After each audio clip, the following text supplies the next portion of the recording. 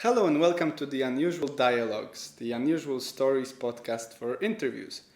My name is Wojciech Salski, your host as per usual, and today I'm hosting a conversation with a friend of mine from Jiu Jitsu, dear Aaron. Hello, Aaron. Hello, Wojtek. How are you? Wonderful. Happy to be here. We're actually hosting this, I'm being hosted for this interview in Aaron's amazing house in Edinburgh.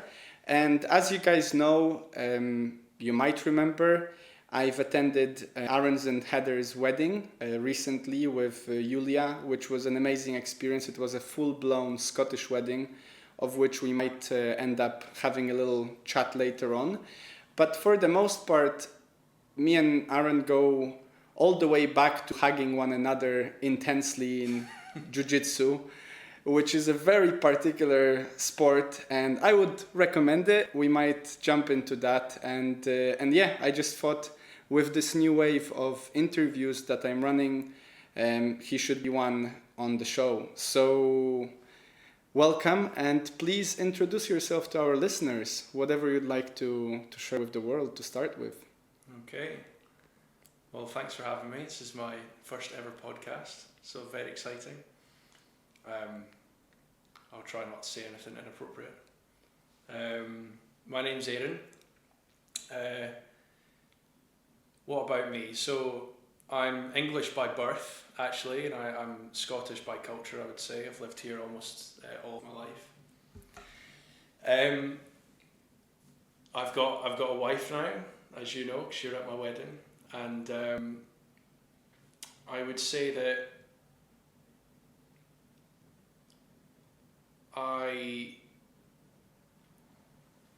I'm not dictated around my career, but my career is a big part of who I am at the moment. I'm an application security engineer with my background in penetration testing, which I no doubt we'll go into. But it's a mouthful. It is a mouthful, but most of my life is outside of work, I would say. Interest in many different things, from chess to jiu-jitsu to MMA to games to speaking Italian to listening to philosophy to listening to podcasts to hiking to kayaking to paramotoring. A lot of different interests, I would say. That I guess that's a rough intro to who I am. Yeah, wonderful. No, thank you so much. And as you guys heard, we might steer the conversation in some of those topics later on. The one particular that I found really entertaining, and to be honest, both Aaron and his friends have been really nice to me, blabbing on without a stop about their cybersecurity adventures during a party. And I just couldn't get enough of it, which I thought is a really interesting and unique, at least from my perspective, sort of a job, but also a part of this technological world we live in, space. And so my first question here, and the first maybe topic to explore is, could you briefly, in layman's terms, explain what it is at cybersecurity is about, and also maybe give us a little introduction of how did you even end up there, because that's not also an obvious choice for a graduate unless we're always really interested in saving the cyberspace. Well, yeah, so cybersecurity is quite a dilute term now, I would say. It covers quite a lot of things, but I guess I can talk about what penetration testing is classically, and this is what I got into. It's effectively hacking for a job. So the idea is that companies and entities now need to secure themselves. So they do so, but then they want to put it to the test. So they want to hire people that will actually try and break in. So I guess it's similar to if you build a prison, you'd want to test to see if people can break out, or take anything that's supposed to be secured, like a safe or something, you'll have people that are hired to try and break into it. So I'll start with how I got into it. First of all, that I was early high school, I think 13. I was in the table tennis club for a while, and I was in a team with this guy called Kevin Milne, and he was a penetration tester at the time. And he's At the age of 13. He was an adult. Okay. But I was 13 at the time. So he taught me computing really, and he was saying like this is how you can go on to do some hacking, and I fell in love with it. I was like, this is amazing. Like you can actually hack into computers and websites and systems and everything else, and you can end up doing it as a job. And luckily in Scotland we've got the leading ethical hacking degree up in Abertay, Dundee.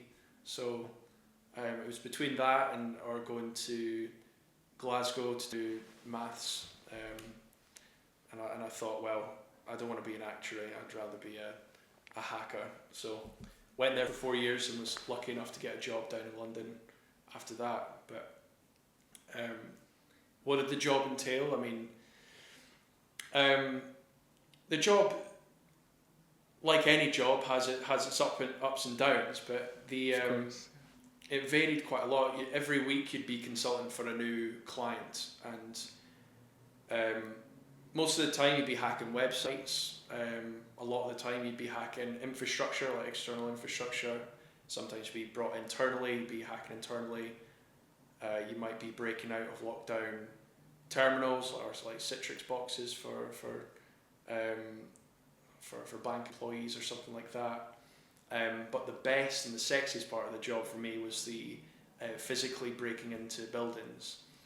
So I remember the first week that I was there, I tracked down to see if anyone actually did the physical social engineering jobs, and I got told that yes, we do, and the head honcho of that is one of the consultants, Jordan. So I went along to Jordan and he said, okay, well, read this book and we'll see. And so I went away and read it in about a week on social engineering, and I didn't think the book was very good, to be honest, but should we advertise it here or not? I can't remember I cannot remember the name of the book. It was that bad. But it was all about social engineering and talking to people and trying to get past them, but you know when a book waffles on too much, like I'm doing right now, the book definitely did that, and I read it anyway, and I got my first job, and it was 2 buildings I had to break into, and I broke into them and planted the hardware Trojan and broke out again very successfully, and from that point on I was on the physical jobs. So they're definitely the best ones. That's really interesting, and in a moment I'll ask you to give us maybe a taster of one or two of them that were the most fun.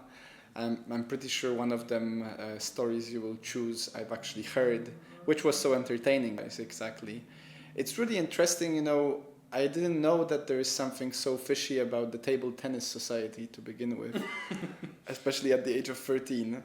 But that's really, really interesting. I didn't realize that, let's say, a usual guys like me and you can end up in a job that reminds so much of a sort of a Bond vibe, especially in those physical jobs. Obviously, I assume there is a good Pareto distribution that 80% of the jobs you do are the small jobs that are not that sexy, right? It's a part of a work that. Oh yeah.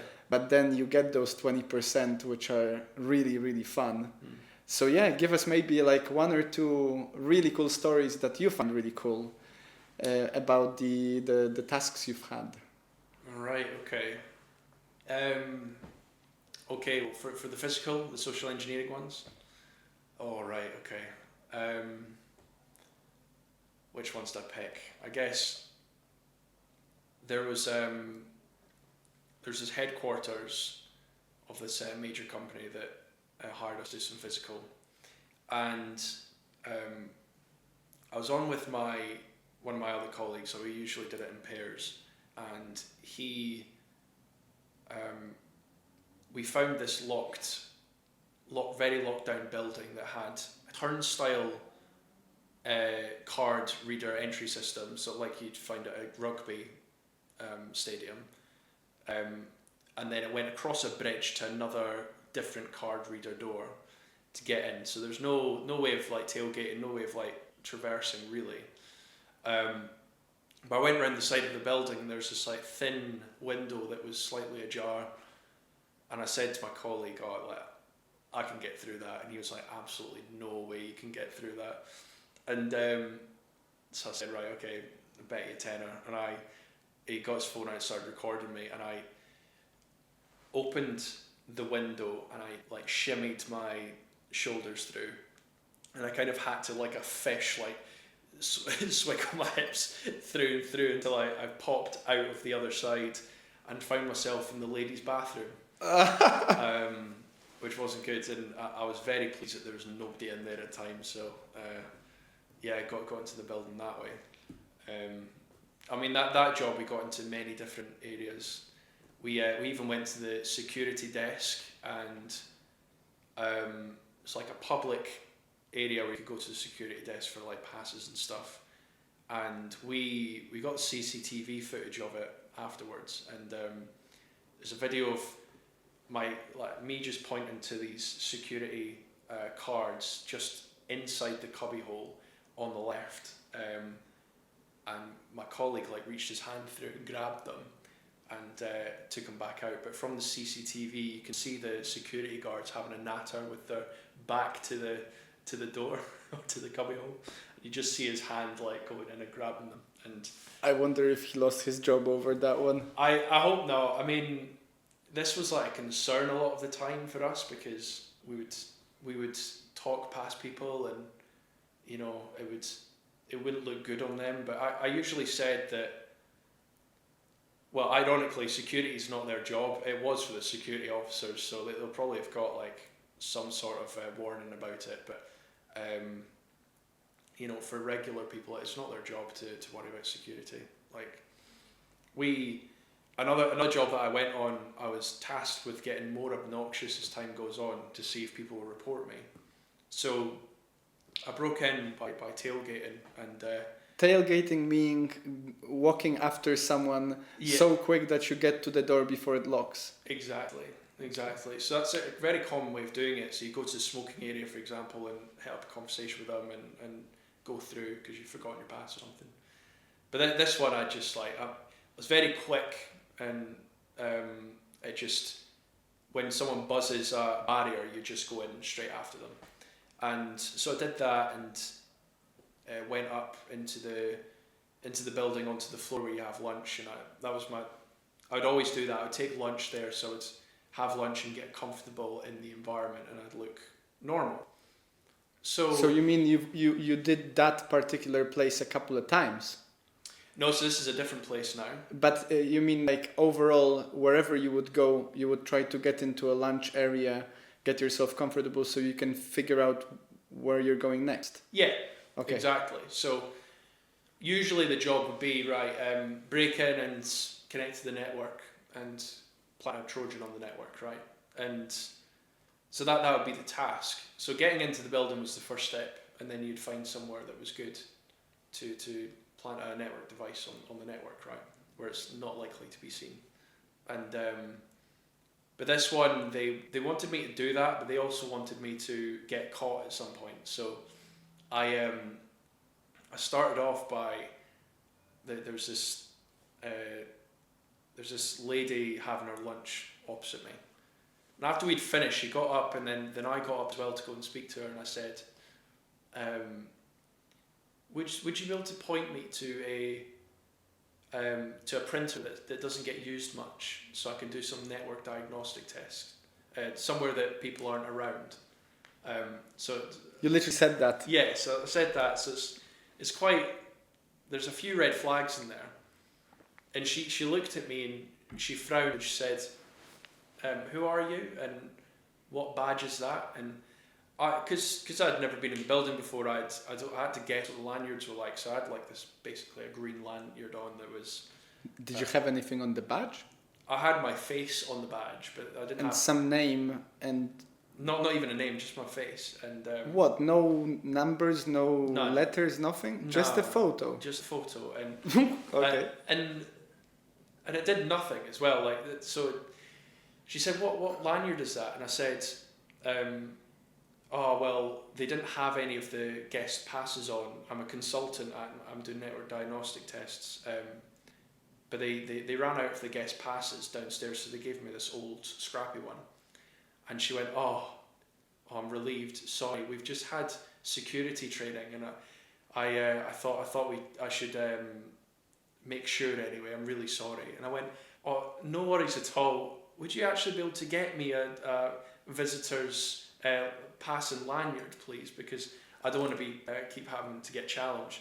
She went, "Oh, of course, no problem at all," and then took me down to the desk and gave me a lanyard and pass that gave me access to all the rooms. Yeah, poor lady, but bless her. Wait, her, so just a side note here, maybe for us to understand a bit more. You said you read a book on social engineering. Yes. Which is, the way I understand it, it's about the way we act with others. Social interactions and so on. How do you sort of manipulate someone into doing what you need to do? Exactly, yeah. And the majority of the jobs, physical jobs, would involve that. It wasn't really jumping across the roofs and stuff. It was more getting yourself to get a sweet lady to give you a lanyard kind of. Well, I wouldn't say most, and I would say you wanted to avoid it most of the time. Okay. So I would say I would break it down into 3 ways that you'd get into a building. One is through social engineering, like we talked about. So yes, there's many times where you go up to the desk and you just try and talk your way up. Very clever ways of doing that. Like I would go at the end of the day and I would say, "Oh, I was a visitor and I've given my pass back, but I forgot my passport and I've got my plane to go and catch. Do you mind if I just pop up?" And she would say, "Oh, who's your point of contact?" And I would say, "Oh, Jeffrey." And she would say, "All right, okay, I'm just going to give Jeffrey a call." And I'd get my phone out and I would have my colleague saved as Jeffrey. And I would call and I'd say, "Oh, well, he's just here, I've called him already." And she'd take the phone and ask my colleague, "Oh, is it okay if Aaron goes up?" And my colleague would obviously say yes, and so they'd let me go up. So that's the first route that you could do. That's quite risky because you are rolling the dice to see if they're going to follow process or not, or if they've got a process and they've seen your face by that point. So if you get denied, then you've got not many, you'll have burned an opportunity there. So the second way is through legitimate processes that you could exploit, perhaps. So if there's a legitimate way of becoming a visitor and going into the office, then you could try and exploit that. So say it's from an email to the reception desk at company.com, then you could send an email giving those details, and hopefully they would think that you're an employee or you're legitimate, right? You'd say, "Oh, an email has been sent to you. Can I have a pass now?" Or it could be through getting a legitimate interview for a job. So they bring you into the office, and you just stay. Halfway through, you'd say, "I'm just going to pop to the loo," and then you'd go into a meeting room, plan a Trojan, and then guff the interview, and then you'd be on your way. I take it you've done that as well. I've never done that, actually. We did think about it, but the timing for jobs never suited that, because it would be like you've got a week to do it. Yeah, right. So good luck with them getting back to you in a week for an interview. You would have to be an ace. All right. So sorry, just to go for the third. Okay. Yeah. So that was number 2. The third route is through physical exploitation. So it'd be jumping barriers, jumping over walls, it'd be going through windows, it'd be tailgating, that kind of thing. Okay, wonderful. A lot of picking, yeah. Yeah. So my one question that really came to mind straight away as you were talking about the lady and stuff, the challenge that I see thinking about this kind of a job with basically manipulating people is it's not obvious that every one of us is a good liar. And I wonder, did you find yourself, obviously you're a very intelligent guy, but that doesn't mean necessarily that you're a good liar. And my question then is, did you find yourself getting better? Could you tell that you're getting better at lying during those jobs as it went on? Or did you find it from the beginning quite, I don't know, maybe you have a way of just, being a good liar, which is not a bad thing in itself as long as you don't abuse it, right? Yeah, I've never thought of it that way, so it's really interesting. So, first, like, one of the things I really hold myself accountable for is lying. Like, I really dislike lying. I hate it.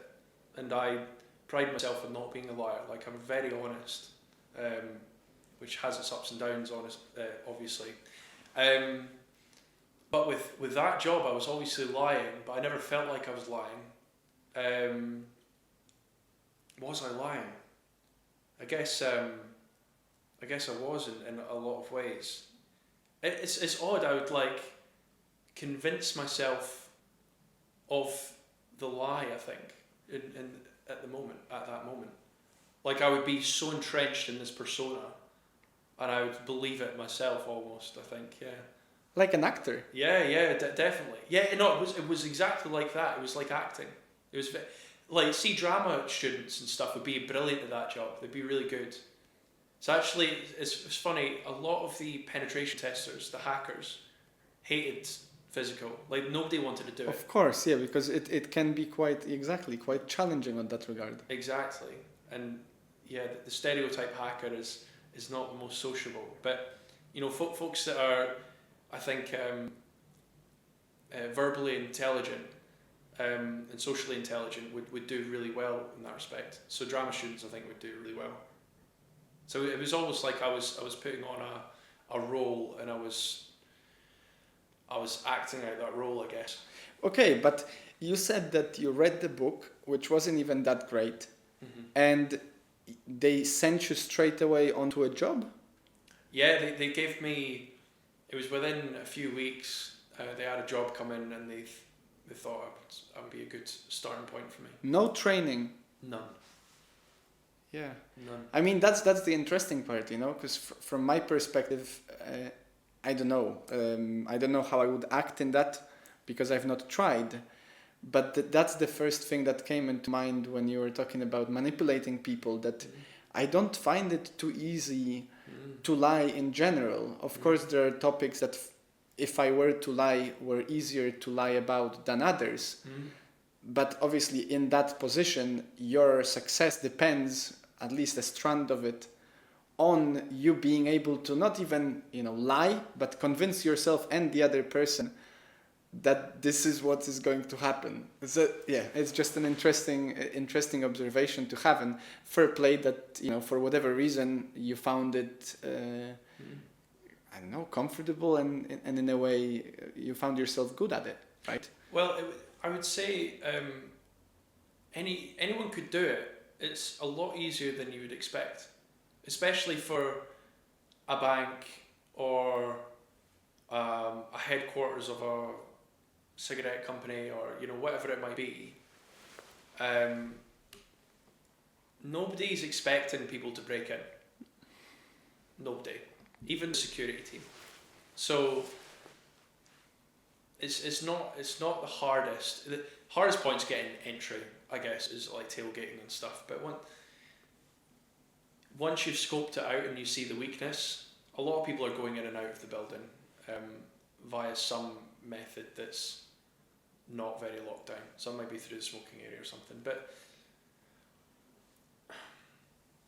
if you were tasked with breaking into a building and we said, right, we're going to go as fire inspection people, you'd learn what it is to be a fire inspection person, and you put on all the high-vis jackets and stuff, and you'd believe it. You'd be like, right, I actually need to go and find X, Y, and Z, and you tell them because you're remembering that's what you need to go do. Yeah, I no, think and that's a really cool.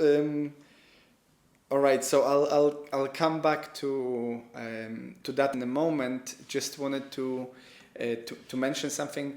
I remember you guys, especially your friends at the wedding as well, because many of you have met in that space as well, including you and Heather, as I understand. Yep. You said that if you have a high vis and a ladder, you can go anywhere you want, That's right? true, yeah. Very, very true. That's a funny thing for you guys. I think the most relevant here for me is the festival, and I actually mentioned that to the guys as we were talking, that at the festival I've seen a video of guys just literally wearing high vises, and one guy even had a bin with him, and they just let you into the festival because obviously you're a bin man. Like, who comes into a festival to break in with a bin? But then if you think about it, you can store all of your things in the bin, which is all the tent and stuff, which is another idea, right? But now coming back, I really want to dive deeper into here, because you said people don't expect someone to break in. Yeah. And my question to you now, maybe a bit broader overall as a hacker and hacking in general in this cybersecurity space, is like, obviously without being too scary to the whole world, but how safe is our data in general? I assume my data to be fairly safe, right? At the same time, because I would argue that my life is fairly low in terms of interest for others, as much as maybe in some regard it could be better that way. How safe is an average person's phone, average person's laptop, average person's Wi-Fi? That's a good one. Mm-hmm. I've seen recently a presentation that they managed to, with the help of AI and Wi-Fi signal, basically model people inside the room without seeing inside of the room. Mm-hmm. So maybe a little bit of that. I don't know if this is something you've... Yeah, I mean, it's a hard question to answer fully, but there's lots of different questions in there, really. Like how safe is your MacBook, and how safe is your Facebook account and all of that kind of thing. Well, if you've got, say, the British government having an interest in you and your Facebook account and your data, good luck. If you've not done anything out of the ordinary to secure yourself, I guess, and not be online, I guess, in some way. But I think one of the interesting questions is, how safe is my data in the future? So, do I see a future where everything that's stored in Facebook, that's my stuff, like my messages and everything, being breached and being put on the internet, and anyone can go and search up Aaron Cameron's messages? Probably that's definitely a future I could envisage, which is very scary. You can already go online and type in your email account and see how many breaches you've been in, right? So if you look at my email account, it's been in 6 different breaches, from LinkedIn to Twitter to whatever, from gaming websites, and people can go and look at what my password used to be. So like, you can have a laugh at like what people's passwords used to be, but then, it's funny. One of my friends went to work at Facebook, And in the opening induction of his job, they said, "We have no doubt whatsoever that there are state actors working for us right now," because they had thousands of employees, like loads and loads of employees. They said, "There's no way that we can stop a state actor from China or from America or whatever coming in and trying to steal some data. There's just no way." So I don't know how secure it is. It definitely, if you I couldn't go and hack into your MacBook if it's updated, right? I don't possess those skills, because you'd need an exploit that is unknown to anyone else. So you need a vulnerability, then you need to develop an exploit, and you need to be on the same network. And I'd have to hope that you're running the vulnerable service and things like that. So it's unlikely I'd be able to hack in, but if I went and looked at Wojtek's email address and I seen that he used the same password for LinkedIn and Twitter, I know it's probably going to be the same for Facebook, and I can log in. Of course. So the first lesson here, an obvious one, is don't have the same password. Yeah, there's things like that. Yeah. Okay, but straight away a question, and I don't know, maybe this is not something you can answer, but are any products safer than others? Is Windows safer than iOS? Is Android phone safer than an iPhone? What is easier to crack?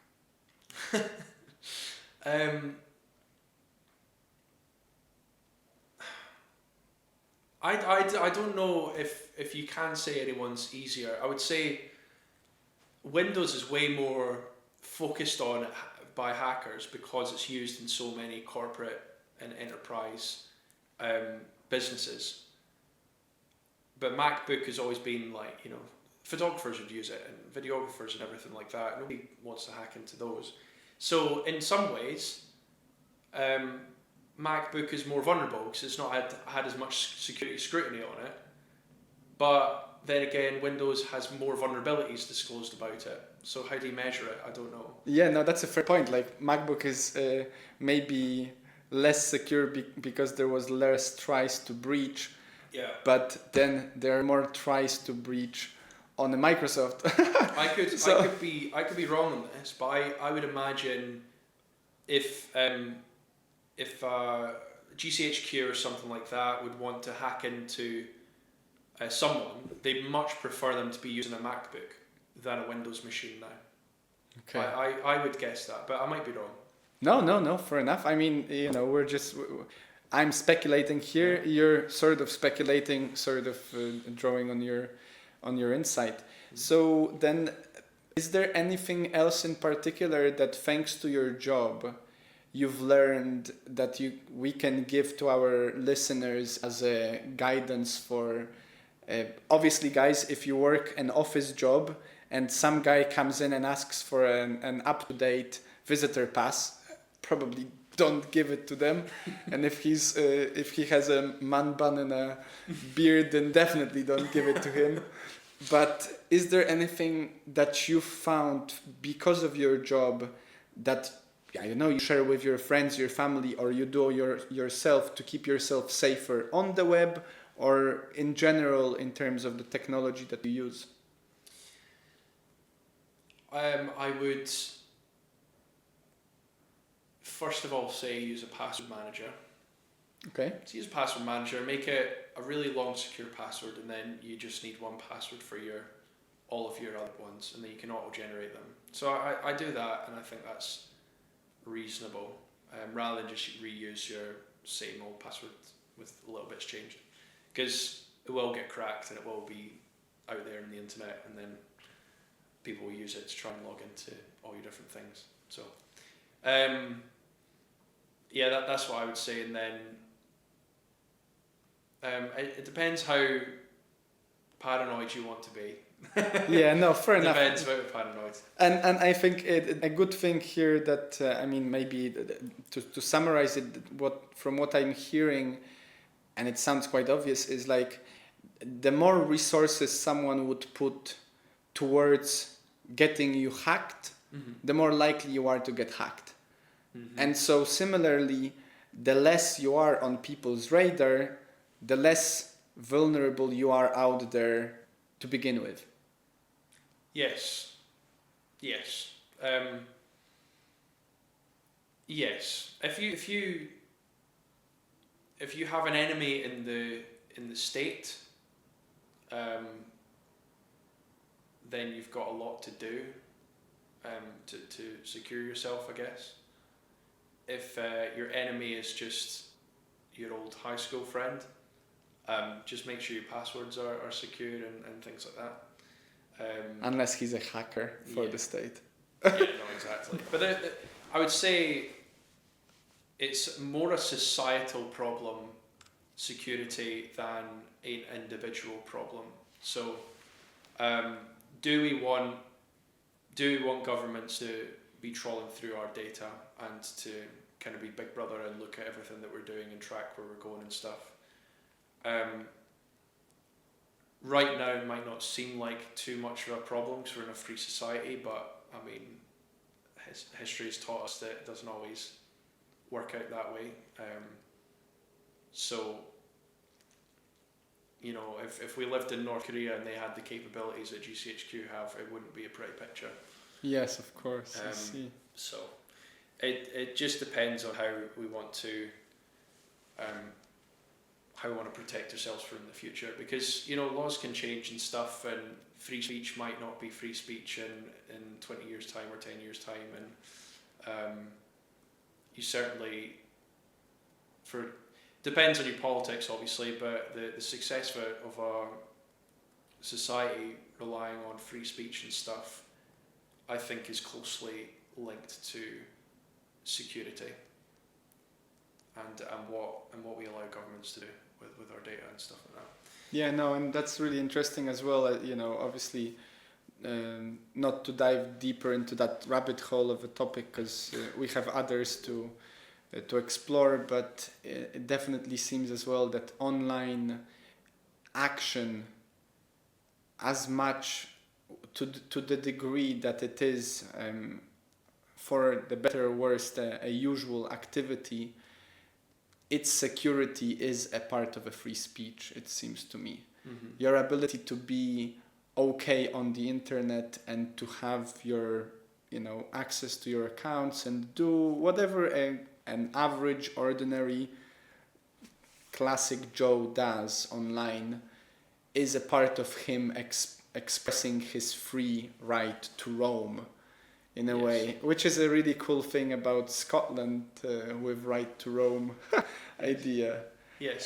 So the distinction is privacy, and I mean, there's obviously privacy versus secrecy as well, which is an interesting topic that I was listening to recently.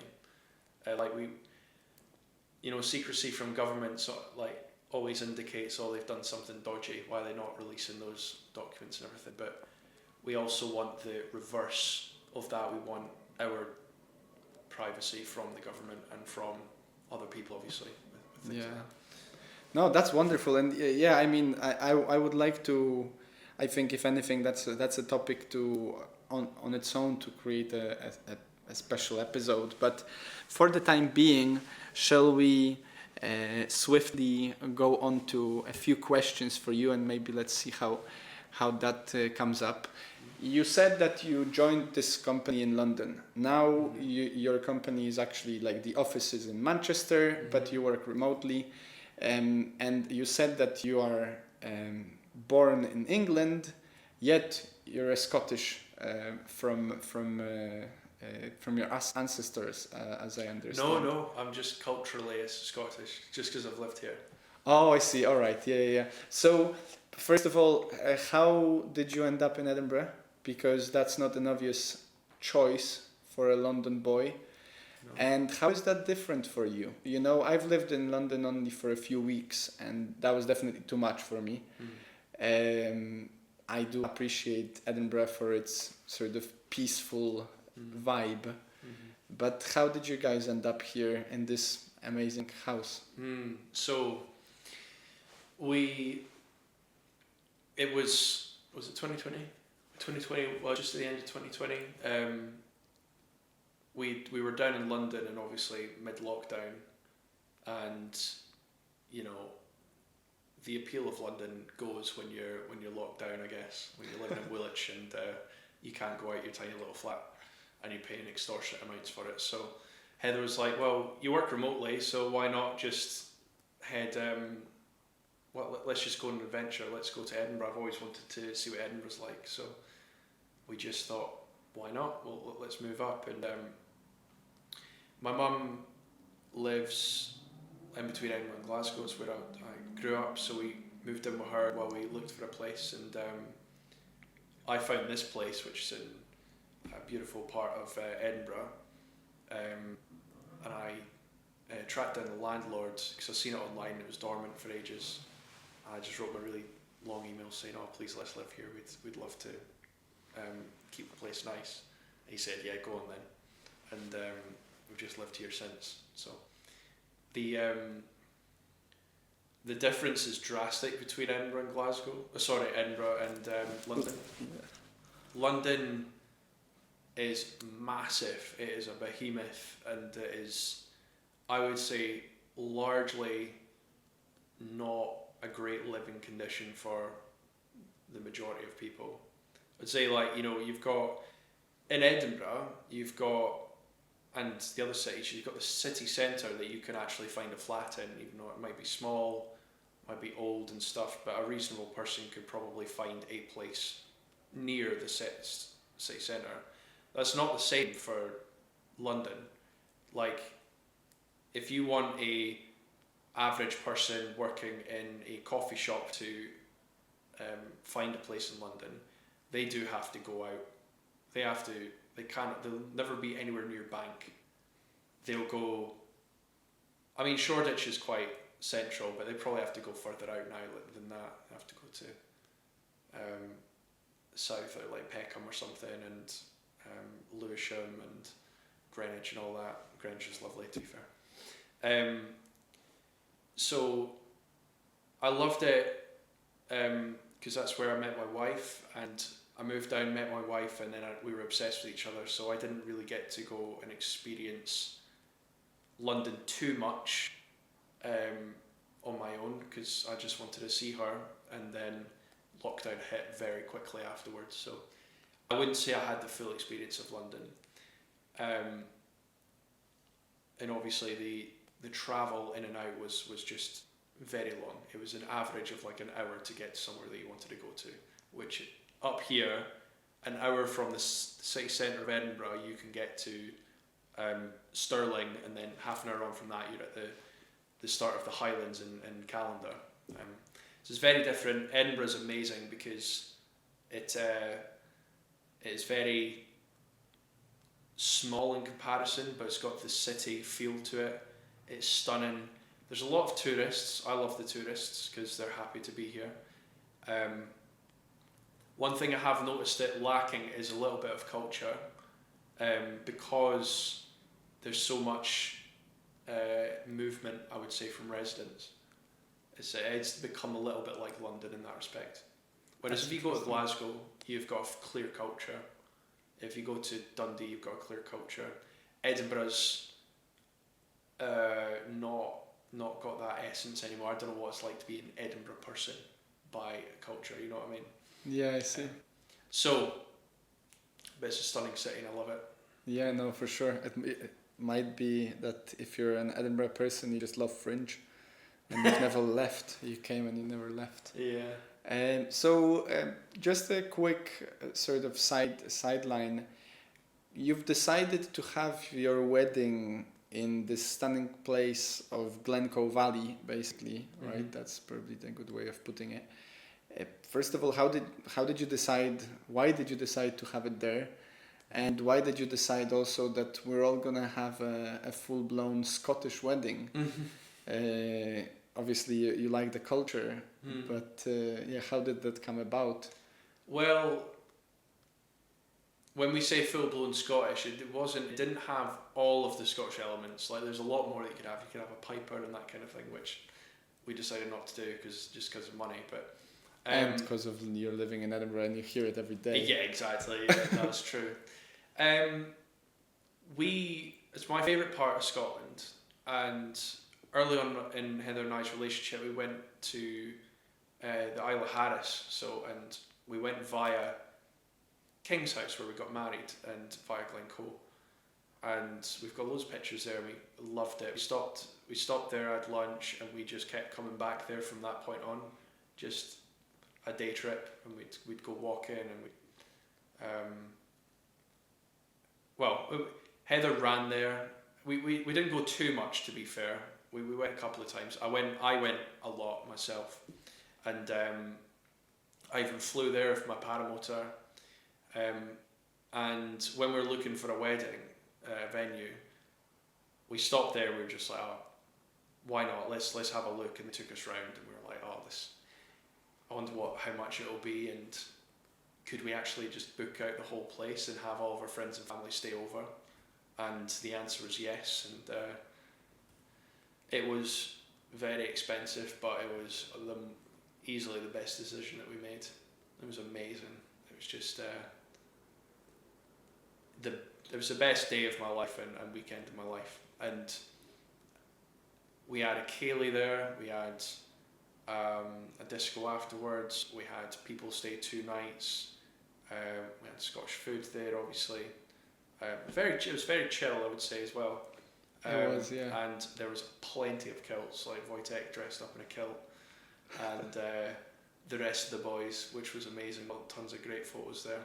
There's more kilts than there were non-kilts, I would say. Yeah, and that was really encouraging, you know. Initially, I didn't know what to expect, especially obviously going as a non-kilt. Let's say kilt is not my weapon of choice when I go out, but yeah, I enjoyed myself very much. That was awesome.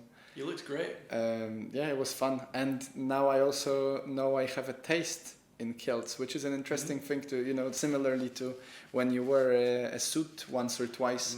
You learn what you like and dislike, maybe.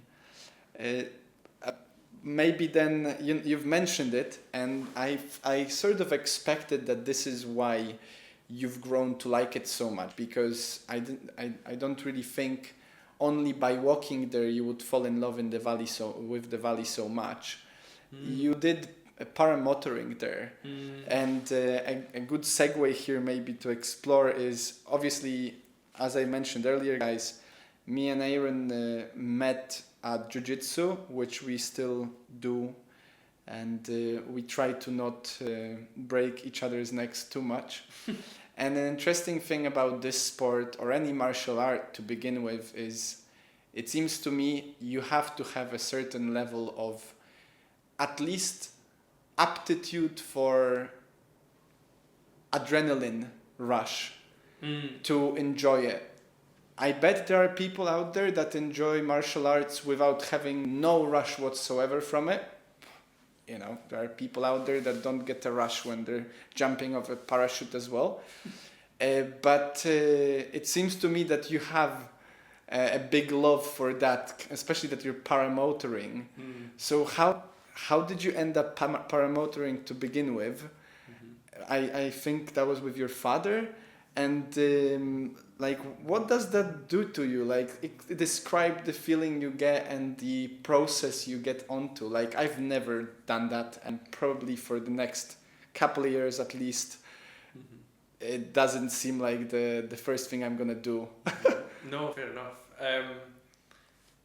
Well, first of all, I would say it's not the most adrenaline junkie thing that you can do.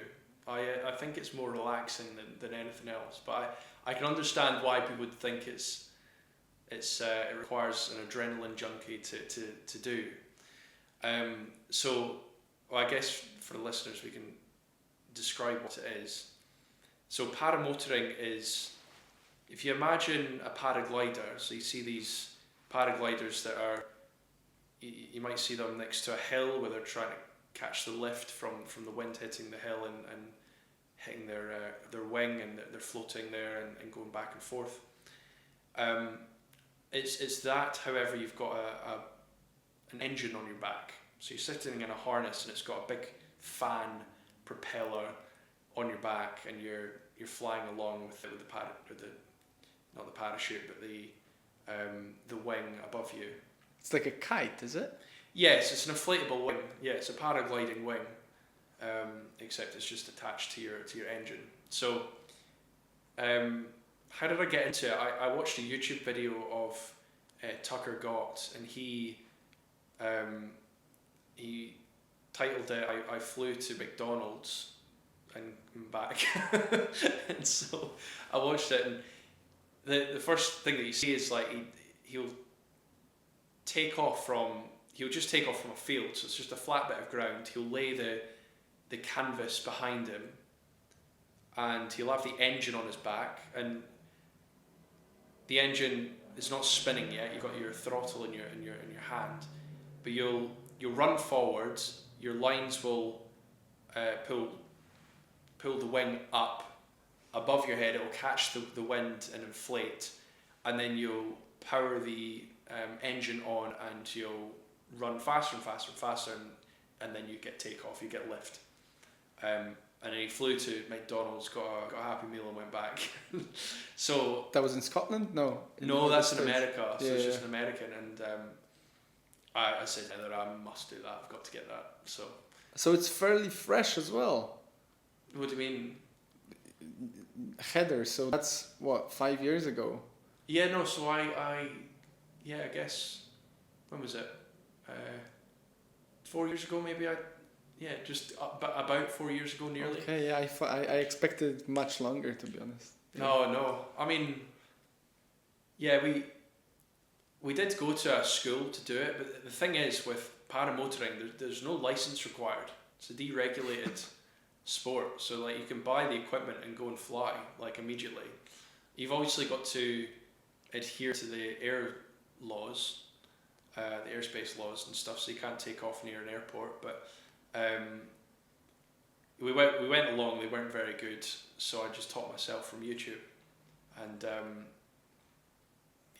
there we go. And I take off now from a farm just outside Stirling Castle, and I get to see the beautiful views and go and fly around the mountains and the hills and the farmland. How long does a flight go for? Goes for, I'd say average is like half an hour to 45 minutes, but you can be up for hours and hours and hours. Like if you take enough fuel up. So if you take a full tank, how long would that? So full tank, if you take, say you took 20 litres up, which would be that would be a very large tank actually. I think it would be 18 that you're allowed up, but that would be like over 3 hours. Okay, but the way I understand it is you can actually extend that by turning it on and off as you catch the winds. No, right? No. Do you turn it off at any point? You could, but you wouldn't. We like to go up in very smooth air. You could go up midsummer where there's thermals and catch thermals, but you wouldn't enjoy it. It's a bit bumpy, and you'd rather be in a paraglider at that point. Okay. But what you can do is you can take up extra bladders of like fuel, so it like keeps topping up your tank and everything. So like a lot of people do this. A lot of people go on cross country flights, and they'll land after burning through 25 litres of fuel next to a gas station, a garage, and fill up again. Okay, so maybe one more question. Do you have any safety equipment there just in case something goes wrong? Like, I don't know, so a parachute or something? Yes, so you've got a reserve parachute in case your wing collapses. But it's very safe. It's safer than paragliding because when your engine cuts out, for example, so it's a two-stroke engine, so it's like a lawnmower. It's like a modded lawnmower essentially with a propeller. It will go out on you. So I've had an engine out before, and when that happens, you're just a paraglider at that point. You just go and land. Yeah. But the advantage is that you can come in for multiple landings usually. So whereas paragliders have one chance at it each flight to land correctly, otherwise they might be in a ditch, they might be in a tree or whatever. But if you misjudge your landing with a paramotor, you can turn around like an airplane and come in again. So it's very safe. The only thing that's to bear in mind is just weather conditions. So if you only go up in good weather conditions, there's like hardly any risk at all, you know. The people that have accidents are usually going up in not very good weather, or they're flying over water and land in water and drown. It's one of the biggest killers of paramotorers, is drowning, believe it or not, which is ridiculous when you think about it. I guess it makes sense though if you land with all those ropes around you. Yeah, and a big weight. Yeah, not a good way to go. So. Oh yeah, right. With the paramotor behind your back. Yeah, it's an anchor. Yeah, so. Whoa. So don't fly over water. That's one of the things. If you do have flotation, I don't know why. I don't understand those people. Those are adrenaline junkies. Yeah, right. Do you do it alone? Yeah, I do it alone most of all. So my dad flies. He's not very good, so he doesn't fly too much. But yeah, no, I do it alone most of all. So you would drive up. Do you drive up on your own and just set yourself up on your own, go and then? Yeah. I see. Yeah. So it's quite a self-sufficient sport as well. You don't need anyone's support in that regard. No. That's really interesting. So now, fair enough. You said that that's not that much of an adrenaline. Maybe over time it becomes a bit less. I can imagine that as you get used to it. Yeah. Did you try any other like height related sports before? No. Did you do like a parachute or whatever jump? No. Yeah. The first time I went up, this is a funny thing with paramotoring. The first time you fly is on your own. Like you don't go up tandem usually. You just fly. Your first flight is you flying, and then your first landing is you landing. Like you don't get to practice it. And I assume the way you land is you're trying to, as smoothly as possible, get your legs on the ground, and then you're still running. Sometimes you turn off the engine. So yeah, you'll normally turn off your engine before you come down. Yeah. You'll get out of your seat so your legs are dangling, and you'll just pull on the brakes to, because your angle of attack, you're heading towards the ground, and then you pull on your brakes and you'll start to level out.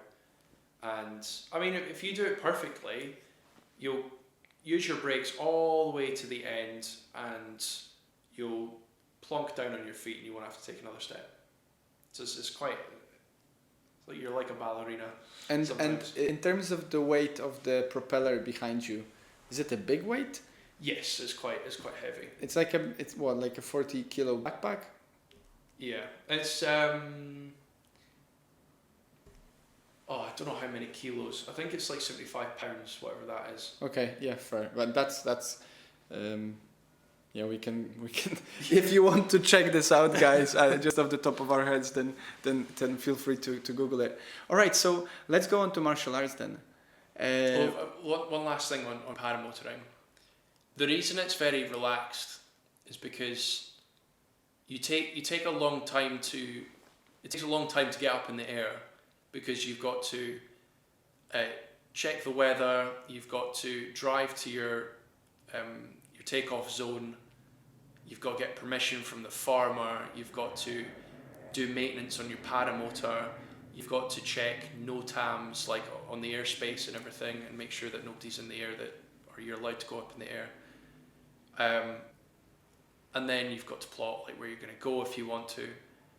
And then you've got to try and launch successfully and get up in the air. Sometimes it doesn't go well. Sometimes turn up and the weather's not very good, so you've got to go home. But once you run and then your feet leave the ground and you sit back, you're in the most comfy seat that you've ever sat in. It's beautiful and bliss. And you've got no visual impairment. You've got nothing in front of you, no glass or anything. You can just look around. And you're going relatively slow. You're going 25 mile an hour relative wind speed. So you'll be going through the air at that speed, but you can go as high as you want, essentially, and you can go as low as you want. You can go fly over a bit of farmland with your foot dragging on the ground, and then you can go 5,000 foot into the air looking over the mountains at Glencoe, and then you can go and fly around a mountain, then you can fly down into the middle of the valley, and it's very exploratory, but that is very relaxing when it gets to that point. Yeah.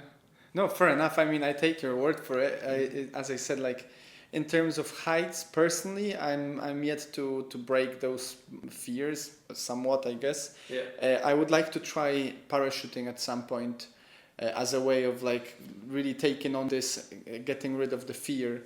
Let's do it. Let's go. We could do it at skydive. That would be cool, wouldn't it? Skydiving, like with parachute, right? Yeah. Fair enough. Let's think about it. In Scotland, that would be cool. But on this note, I'm mindful of our time, so let's switch to Jiu Jitsu for a moment. Mm-hmm. I've had, before joining Jiu Jitsu, I've had a chance to train a bit of kickboxing and Muay Thai. And ultimately, I was just looking for something that would allow me to learn how to fight when I'm on the floor, on the back. And also, obviously, Jiu-Jitsu, because of Joe Rogan's podcast and many others that came up recently, has become quite a fashionable, if not at least recognized thing. Maybe not fashionable is a bad word in my opinion for that, but it's recognizable for sure. It's one of the contemporary martial arts these days for young people. How did you get to it? Like, why? What's the motivation behind, oh yeah, I'm gonna join a bunch of sweaty men trying to choke one another? Yeah, I'd say I fell into the fashionable camp. Like I listened to Joe Rogan. I obviously watched MMA for a long time before as well, so I was aware of it. And whoever I listen to, whether it be like Sam Harris, or Joe Rogan, or Lex Friedman, or Russell Brand, they all do jiu-jitsu. And yeah, I think the thing that convinced me of it was when Joe Rogan said that you can go 100% where like no other martial art will allow you to do that, because if you're striking, you can't go 100% with your training partners. Whereas jiu-jitsu, you can relatively safely. Still a sport, you still injure yourself, but at the end of it, you're just going to tap. And I enjoyed that aspect. I enjoyed the fact that I would be able to unleash the energy, I guess, doing it. So I also went along because I wanted to get fit, and nothing like going to the gym was not exciting me, I guess. I'd always played sports, but I never liked working out so much, although I've started now. So yeah, that's why I got into it. That's interesting. I feel like I've recently rekindled the let's say appreciation, maybe not yet love, for the gym. But to be honest, looking at it, it does definitely stem from using it for jiu-jitsu. Nice. As a way of sort of making up for some lack of technique in many ways. But yeah, it's interesting. You said that you jumped on the fashionable bandwagon, and I guess many people did in a way, and whatever motivation to get you through the door, in my opinion, is relevant as long as you stay and enjoy yourself, right? So let's talk for a moment about benefits of it. If obviously I've had Sai, our coach, who you did invite for your wedding as well, and he did rep a kilt as well. He already was on the podcast before, and he did share some of his insight in terms of the benefits for jiu-jitsu, and I think I had another episode just for it as well. But for you, if you were asked by, let's say a mate of yours or a family member is listening to this podcast and they hear that you've been doing it for a while, what do you find are the benefits for you of that sport, and maybe what motivates you to really go? Because obviously you say you want to get fit and whatnot, but it's not obvious that that's the way to go out of all the sports out there. Yes, okay. So what in particular is different? Yeah, or maybe what do you get out of it? Like why should someone care about jiu-jitsu to the point that they sign up to the local gym to try? Right, okay. Well, what do I get out of it? I think first of all, there's the obvious ones: fitness, confidence. Confidence is a big one as well. Like once you've been crushed and humiliated by another man on top of you that has just toyed with you and put the hurt on you, and you've been choked out 5 times in a row, you after that horrible experience, you then go about life, or I go about life, looking at most men and thinking, you've not experienced that, and you'd crumble if that even a slight bit of that was put on you. And not that I think less of them, but it gives me an air of confidence going about that, because I'm like, well, I've survived that and I'm getting tougher. Like it's actually nice for a man to toughen up. I don't think I'm a particularly tough person. Like I've grown up a nerd, and I've grown up doing, my sports were snooker and table tennis. You know what I mean? I've never been like. We did establish that table tennis ends up in hiking, so that was. Yeah, no, exactly. So, so it's nice for me because it toughens me up, and you do have that air of confidence. The other thing about it is that it's so deep in the foundation or the landscape of what you can do with it. So you can go along and you can be a person that just goes for a light role or a more technical role without fighting. You can take it more as kind of a dance or a therapeutic thing, and you can get a lot out of it. You'll break a sweat, but it'll be more, you're getting up your skills and you're playing a game almost. You can also take it to the other extreme where you go and you're fighting someone to the death, and you've got proper martial art there where you're wanting to add it to your repertoire of fighting skills. The other aspect of it that I get out of it is the technicalities to it, like the skill that you need to do jiu-jitsu and beat someone else is so like chess, in my opinion. I know that Cy, for one thing, our coach, hates that. Like, he says it's nothing like chess, but I totally disagree with him. I know it's not turn-based, but there's so many similarities between a jiu-jitsu player and a chess player in terms of a person. You're both in equal ground until someone makes a mistake, and then the person that makes the mistake, their elo bar goes down, and if the other person has the skill to notice it and exploit it, will be up in a better position, no doubt. And they're going for the end result, and that's a tap. That's the checkmate king. So I love it for that respect, because there's just so many puzzles to solve, and it's all positional. It's all positional, which is what chess is like. So I love that.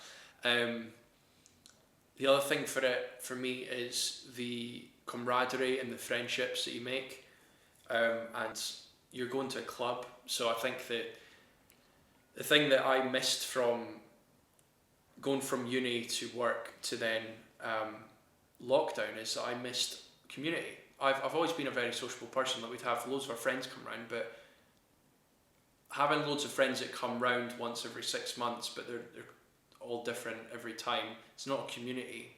Going out to work, going out to Jiu Jitsu has a great community there. Going to church, you know. So, not that I'm like very in on the club, and that's the most important thing in my life. But I go to Jiu Jitsu and I roll about with Wojtek and then talk about chess that we played, or I'll go and roll out with Mike and we'll talk about physio or the football or something. We'll just talk about something completely random, or I'll talk to Grady on the latest Joe Rogan podcast or something, and that's really nice. So. Yeah, that's really interesting. I'll give you my perspective. Like, obviously, I do resonate with much of what you said, if not all. And I think community part of it is something that might not necessarily be a part of every club, of course. Like, some people, depending on your character as well, some people will go to a class, do their reps and go home. Some people need that relationship to foster, some people don't. What I found unusual about this sport, especially in comparison to other martial arts I've had, is there is something very essential, like to the core of our very basic, very deep instincts of being. This ability, obviously not necessarily to be used or abused, this ability to cause damage and also to take damage, which might sound like a game, and sometimes it is, but also it doesn't have to be. But there is something very instinctual, I think, in any species out there in terms of a fight. And what I found in Jiu Jitsu being different to kickboxing or Muay Thai is that because it's such an intimate sport, because for the most part, guys, like whoever is listening, that if you've not had a chance to look up anywhere online what Jiu-Jitsu is about, if you look at it with a fresh eye without having any background, you will just see two people hugging each other, it may seem. It is a very intimate sport, to the point that it's a bit even absurd to, like, I literally call it intense hugging. What else is there, you know? Cuddle club, yeah. Yeah, it's like it's a cuddle club for adults or kids or whatever, which might not sound too great, but because of that intimacy, you do develop a certain I don't know, I perceive it as a certain level of distancing myself from interacting with others on that level. In a sense that in kickboxing, any touch would be a touch of either pain or success. It was always very much so, up until the moment when I hit you or you hit me, we don't touch, right? Obviously you have clinch, and you might have, in MMA, you might have a sporadic how do you call it, scramble, but for the most part you're trying to get the other person on the floor without having to get on them or with them on the floor. Whereas in Jiu-Jitsu, that's the whole point. So getting over this, I don't know, I think it's a certain socially predisposed, because it's not natural to be afraid to touch another human being, to hug them, and to also not be afraid, as you said, to be, you know, to experience the crushing sensation of someone literally choking you, which is not for everyone, but I would argue it is useful for everyone if they were to take advantage of it. I found this very refreshing, you know, coming from kickboxing and being very much so about running, not running away in a sense, but moving away in a sense. Suddenly I've had to switch for a lot more intense and a lot more comfortable with the fact that even though someone might be holding you in a position that might seem like the end of the world, you might just have the upper hand. The whole part about being on the floor in closed guard, which to some will seem like, oh, well, obviously you're losing. Whereas if you know a little bit, which I don't claim I do, I'm still a fresher, but if you do know a little bit, you might find that position quite a useful space. And yeah, I just found that very, very unusual, very different. And the one thing that resonates with me, what you said, especially in relationship to chess, and you pointed out earlier snooker, which I think is also you can tell what kind of things you're into in terms of the intellectual exploration. I think jiu-jitsu is also very, very intellectual in that sense.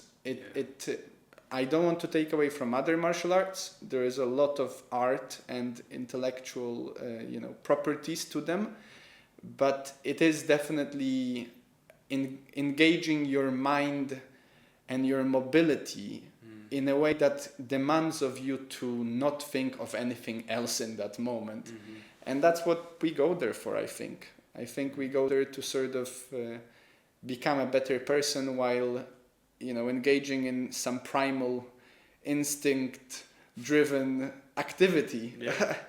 I don't know, but yeah, I find it really, really fun, and also, as you said, even though it's a sport and even though it does have a risk of injury proneness, I did hear again and again, I don't know if it's a myth or not, but I did hear again and again that it is one of the safer martial arts for people to try to begin with, which is also why I will be trying to convince my girlfriend to go for it at some point. And my kids will definitely be attending jiu-jitsu. Big time. That's already established, even though my parents are not the happiest about it, but they're not going to be their parents, right? Yeah. All right. So before we, would you like to add anything to jiu-jitsu before we go any further? No, I think you summarized that perfectly. Beautiful. So yeah, to end with, I wanted to just ask you about a few of your interests and hobbies. Just before we started recording, I started taking a list of things we're going to talk about, and obviously we cannot cover them all. The one thing that stood out to me, apart from your musical affinity, let's say, is Italy.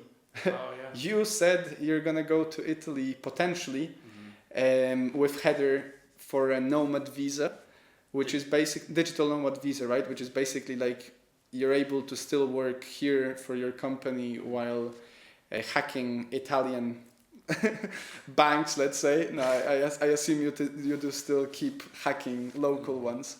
Yeah, what's that about? Like, give us a taster of. Have you had a thought about it? Do you know Italian? What's the deal? Why Italy? So why Italy? It comes back to Heather's mum and dad met in Italy. So her mum lived there for 10 years, learned Italian fluently, and her father learned Italian half fluently, probably, I think. It's fair to say. But they never taught Heather. Heather never learned Italian, and she's always wanted to. So, me being me, I don't ever half do things. I always like jump straight into it. So, spent an hour a day for a year learning Italian, over a year I think, actually, and Heather would learn it. She was better than me. She would pick things up faster. I put in way more hours. Heather's not, but she's relatively close to me in terms of being able to speak the language now. And so we've just gone on holidays to Italy really whenever we go on holiday now, and we love speaking Italian to each other, and we love going to places in Italy where they don't speak any English and just trying to get by. So like last time I was able to hire a car just totally in Italian, which was great. So yeah, the digital nomad visa's just come out this month. Okay. So we thought, well, now's the time before we have kids. we could go there for a year and just embrace all of the Italian culture and learn it for a whole year. That would be amazing. So thinking about that, I will need to pin down a Jiu Jitsu gym out there, but yeah, right. So we can see. Or just go into a weekly scuffle with a local farmer or something. Yeah. So on that note, like something that popped up for me is you said you learned Italian for an hour a day for a year. Yeah. And a big part of my podcast, if anything I want to share with people out there, is the fact that it does really take persistence and action to really do pretty much anything. Obviously, there are some restrictions in terms of resource-wise, but especially in the space of learning yourself to do something, there is no better, in my opinion, estimate of whether or not you will succeed rather than your persistence at doing something. What made you choose to do it for an hour for a year, and how did you, what is your thought process that led you to that decision? Did you do it in the morning? Just tell us about that. I share your thoughts there. I think persistence is the most important thing to doing anything, really. If you want to write a book, or you want to do anything creative, like learn an instrument, or you want to paint, or you want to learn a skill, or you want to train for another job, or you want to set up a business, you need to just do it consistently all the time. And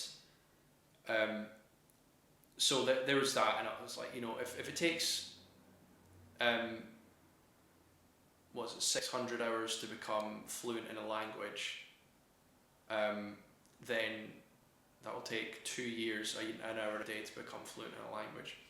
I think it's longer for Chinese and all the more difficult languages.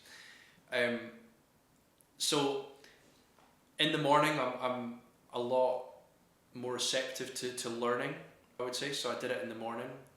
I also picked this platform which was advertised to me, which really worked, called Pimsleur. And Pimsleur it advertised its way to me by saying, we're not like Duolingo, where we'll just throw random nouns and random words at you that you will never remember.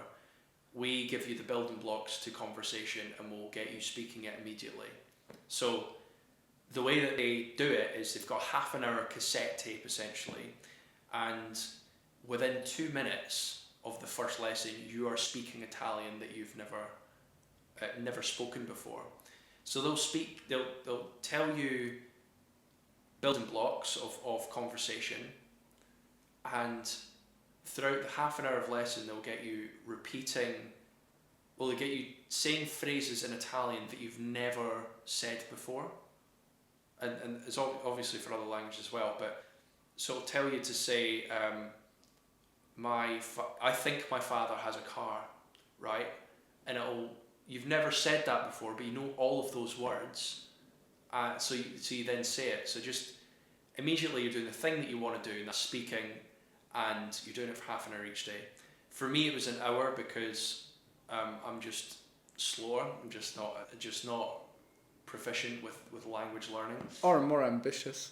Or maybe more ambitious, or just a perfectionist maybe as well. If there's anything that went by that I wasn't getting fully, I wanted to go back and redo it. So it'd take me double the amount of time. So yeah, that's why I did it. That's really cool. We'll put a link in the description in Pimsleur. It's funny that they advertised as we're not like Duolingo, because I do love Duolingo, and I'm addicted to it for sure. I did learn Spanish on it, but certainly that's a very interesting way. My mom, for example, is learning English with a teacher that gives her those little reading stories. So she doesn't really learn words She just knows those stories by heart, like, oh, Aunt Jessie just went out for a walk last night. No way she did. Oh yeah, she called father and told him that, like, and she's just like, it's such a cute thing as well. It's absurd. But whatever works, fair enough, fair enough. Anyhow, yeah, that's really interesting, all the best in Italy, and we'll definitely visit if you do end up going. I think at this point, I will leave you with a question that I usually ask my interviewees. So basically, we've talked for however long about however many topics, many of which might have been a first for our audience, many of which might have not. My question to you is there anything else? What else would you like to leave the audience with? Your message to the world, let's say, for whatever reason, someone listens to it in a couple of years' time or in a couple of days' time. Something on any topic whatsoever, whatever rows your boat, what you would like to share here.